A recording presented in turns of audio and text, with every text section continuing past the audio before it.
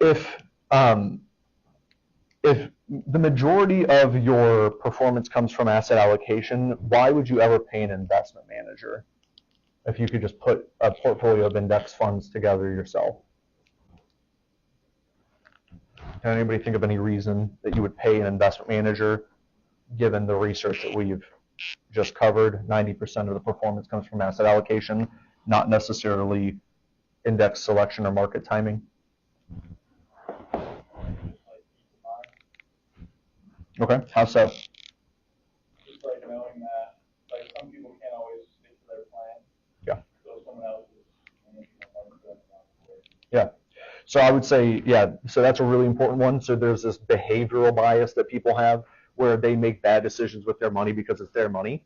So if you hire somebody, I can be dispassionate third party who creates the correct asset allocation, implements the correct asset allocation, and sticks with it despite news headlines getting scary, or, oh my God, Trump did this tariff thing, and oh my God, now I got to sell my investments, right? So you kind of have this impartiality of a third-party advisor who's working on your situation. The other thing is, like with my clients, we create these target asset allocation-based portfolios. We invest them in index funds. But how many people do you think actually know what a good target allocation is and how you would put one together? I would say very few.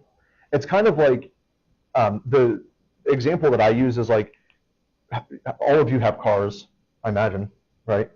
Everybody drives a car. How many of you change your own oil in your car? You do? Like seriously, raise it, like, so 1, 2, you don't change your own oil? Okay. No. What? Exactly. So you could, like, I'm reasonably intelligent enough that I could figure out how to change the oil in my car.